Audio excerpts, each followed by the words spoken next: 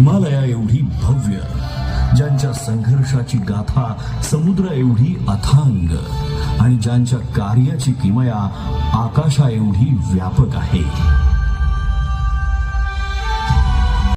ठरलेलं होतं अस्पृश्यतेच्या काळोख्या सावटाखाली त्यांना शाळेत वेगळं बसवलं जाईल.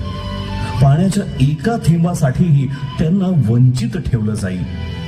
परंतु या सगळ्या अन्यायाच्या जखमांमध्येही त्यांच्या अंतःकरणात परिवर्तनाची तेजस्वी ज्वाला धगधगत होती.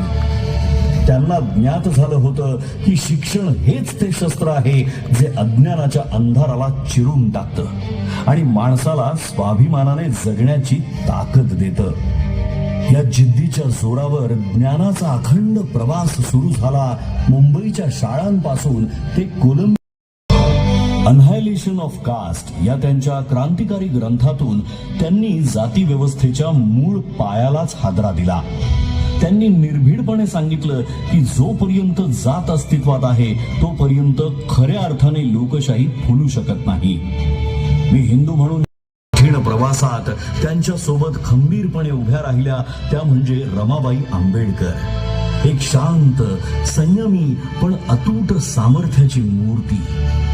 घरात आर्थिक तंगी असताना उपासमारीच्या छायेतही उठवला आणि खोटी पद्धती या अन्यायकारक व्यवस्था, खोटाचा अधिकार, मालमत्तेत समान हक्क.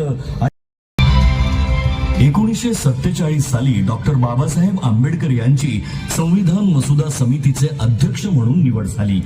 या जबाबदारीला न्याय देत त्यांनी भारतीय संविधान या अद्वितीय ग्रंथाची निर्मिती केली. राष्ट्राचा पाया रचला. म्हणूनच ते केवळ एका समाजाचे नेते नाहीत तर संपूर्ण भारताचे राष्ट्र निर्माते आहेत.